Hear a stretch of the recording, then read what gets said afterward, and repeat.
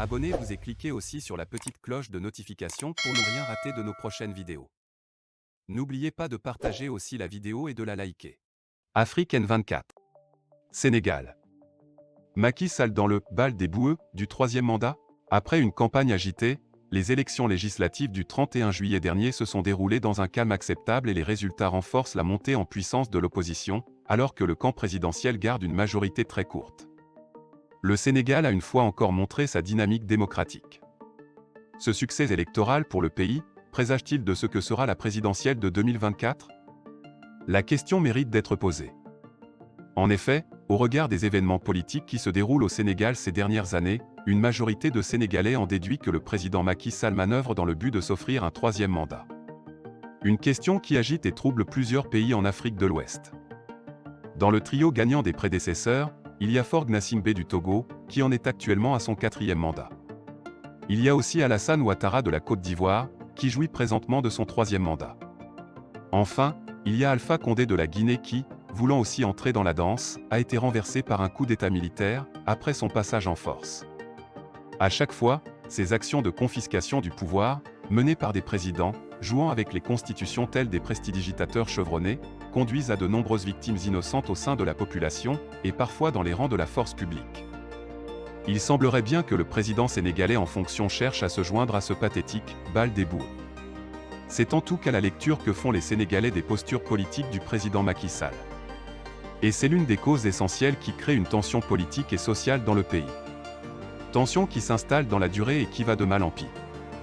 C'est dans cette ambiance que le Sénégal vote la loi sur les parrainages. Loi que beaucoup de Sénégalais considèrent comme une manœuvre du pouvoir, destinée à entraver les candidatures des ténors de l'opposition aux élections. Pour contester cette loi, des manifestations organisées par l'opposition en mars 2021 ont dégénéré. Des affrontements violents ont opposé des manifestants aux forces de l'ordre. La répression a été forte. Résultat, on a comptabilisé environ 13 victimes. 15 mois plus tard, en juin 2022, nouvelle manifestation. Elle fait suite au rejet de la liste principale de la coalition Yewwi Askan Wi aux élections législatives du 31 juillet. Liste conduite par le leader de l'opposition, Ousmane Sonko, maire de Ziguinchor, lui-même exclu de l'élection. Contrairement à celle de l'année précédente, cette manifestation a été interdite par les autorités, mais maintenue par les organisateurs. L'inévitable confrontation, bien connue dans ces cas de figure, a eu lieu. Une fois de plus, on a dénombré des victimes et de nombreuses arrestations parmi lesquelles des élus du peuple. On le voit, au fil des mois, la crispation politique s'accentue dans la perspective de l'élection présidentielle de 2024. Élection majeure que toute la classe politique a en ligne de mire. Et tout le monde s'interroge sur l'éventuelle candidature du président sortant. Le président Macky Sall peut-il briguer un troisième mandat? Dans la Constitution du Sénégal, l'article 27 est très clair sur la question de la limitation de mandat instaurée sous la présidence de M. Wade. Il dispose, la durée du mandat du président de la République est de 5 ans. Le mandat est renouvelable une seule fois. Cette disposition ne peut être révisée que par une loi référendaire ou constitutionnelle. Dans l'esprit de cet article, et même dans la lettre, le président sénégalais n'a pas le droit de prétendre à un troisième mandat. La plupart des constitutions des pays de la sous-région ayant intégré une clause de limitation de mandat, la manipulation constitutionnelle généralement opérée consiste à faire une légère révision, afin de faire valoir la notion de « remise à zéro du compteur », supposée ouvrir la voie à de nouveaux mandats. Le président sénégalais procédera-t-il ainsi? À ce jeu, les Sénégalais ont l'expérience. En 2011, le prédécesseur, Abdoulaye Wade, avait tenté le passage en force pour un troisième mandat. Il avait pourtant annoncé son respect de la limite de 2 mandats avant de se dédire. Il a fallu une mobilisation massive des Sénégalais pour lui barrer la route. Cette fronde populaire a profité à Macky Sall qui a été largement élu pour la première fois président de la République en 2012, avec 65,2% des voix, puis réélu en 2019. Interviewé par des journalistes à différentes reprises sur son éventuelle candidature en 2024, Macky Sall n'a jusqu'alors pas donné de réponse claire qui trancherait la question. En laissant planer le doute sur ses intentions, il donne de bonnes raisons à l'opposition de soupçonner qu'il a bien le projet de manœuvrer, afin de se porter candidat une troisième fois à la magistrature suprême.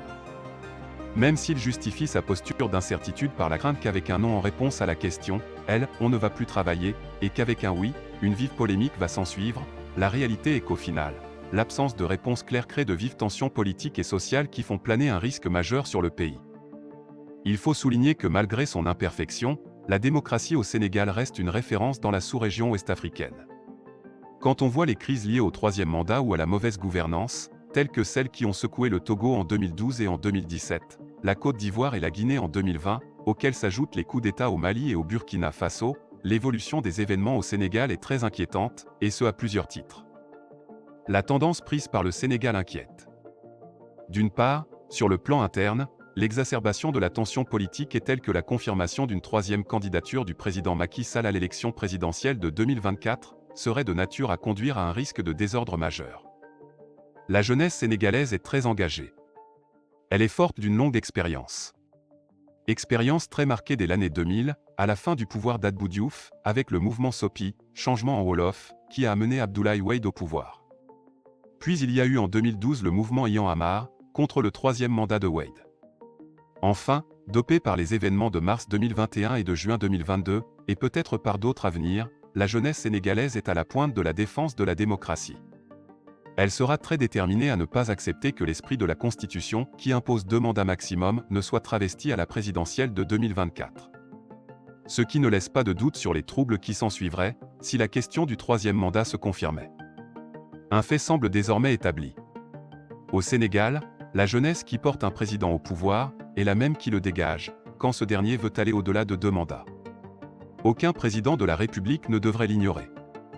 D'autre part, sur le plan extérieur, le Sénégal est le seul pays de l'Afrique de l'Ouest à n'avoir pas connu de réel coup d'État militaire depuis l'indépendance.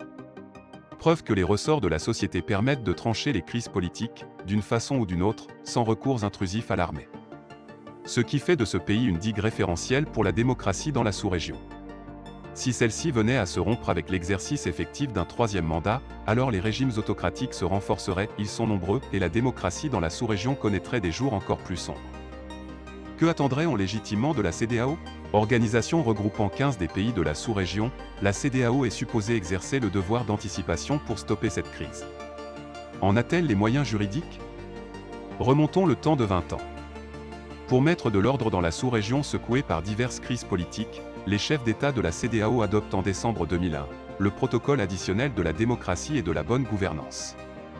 C'était une première étape de mise en place d'instruments de stabilisation des États. C'était justement à Dakar. Dans un second temps, pour aller plus loin, lors d'un sommet en mai 2015 à Accra, l'organisation communautaire se propose de renforcer la démocratie en intégrant dans son protocole additionnel le principe de limitation des mandats présidentiels à 2. Ce qui aurait constitué une avancée notable. 2 États s'y opposent alors farouchement. Le Togo dirigé par Faure Gnassingbé et la Gambie sous Yahya Jammeh. Le départ de ce dernier a ramené la Gambie dans de meilleures dispositions sur le sujet, faisant du Togo le seul mauvais élève de la classe. Avec la résurgence des coups d'État ces dernières années, notamment au Mali et en Guinée, la CEDEAO relance le projet de limitation de mandat lors du sommet de septembre 2021 à Accra. On pouvait penser que seul le Togo, jusque-là réticent, allait s'y opposer. Mais non. À la présentation du projet, pas moins de 3 pays refusent de signer. Le Togo, on pouvait s'y attendre, la Côte d'Ivoire, ce n'est plus une surprise, mais étrangement, le Sénégal aussi qui ne semble pourtant avoir aucun antécédent de velléité à s'opposer à ce dispositif. Légitime alors pour le peuple de percevoir cette position nouvelle du Sénégal comme un indicateur de la volonté de Macky Sall de briguer un troisième mandat. On le voit clairement, depuis 2015 que ce projet de limitation de mandat a été initié par la CEDEAO dans le but d'harmoniser les constitutions sur cette question épineuse, des chefs d'État semblent s'y opposer au gré de leurs intérêts personnels. Au final, il n'existe aucun instrument juridique de la CEDEAO qui puisse être opposé au président qui tripatouille la Constitution pour se maintenir au pouvoir au-delà de 2 mandats. Toutefois, l'absence d'instrument juridique exempte-t-elle la CEDEAO de sa responsabilité d'anticiper une crise majeure qui s'annonce au Sénégal de manière si flagrante? À l'évidence, non. Bien sûr, on ne peut pas compter sur certains présidents. La question qui se pose est de savoir si les autres pays, qui se sont inscrits effectivement dans le respect de cette limitation de mandat, auront la volonté politique de s'engager dans une initiative pour stopper la spirale. Il faut l'espérer. Comment arrêter cette spirale? En voyant les faiblesses de la CEDEAO sur la question, on pourrait penser que l'Union africaine aurait les coudées plus franches pour engager une discussion sérieuse avec le pouvoir en place au Sénégal. Il se trouve que c'est Macky Sall lui-même qui assure actuellement la présidence de l'Union africaine. Peut-être pourrait-on espérer qu'à la fin de son mandat de président en exercice de l'Union africaine, dans quelques mois, son successeur et le profil démocratique et surtout la volonté politique de résoudre ce problème avant qu'il ne conduise au désastre. C'est maintenant que toutes les bonnes volontés, tant sénégalaises qu'étrangères, doivent se mettre en action. Leur contribution peut permettre de créer les conditions d'un dialogue franc entre acteurs politiques du pouvoir et de l'opposition. Cela serait propice à arrêter cette spirale et à trouver les solutions de sortie de crise qui préservent le Sénégal. Au-delà de tout, une décision claire du président Macky Sall de ne pas briguer un troisième mandat est la solution la plus optimale. Quoi qu'il en soit, le peuple sénégalais est mature. Il sait s'appuyer sur tous les mécanismes sociétaux qui lui ont permis jusque-là d'éviter de tomber dans le chaos depuis l'indépendance. Il saura compter sur la vigilance de sa jeunesse largement expérimentée, afin que le Sénégal sorte du piège du troisième mandat et demeure une référence démocratique de l'Afrique de l'Ouest. C'est sans aucun doute le grand souhait qu'il faut formuler. Likez la vidéo si ce n'est pas déjà fait. Laissez aussi votre point de vue en commentaire.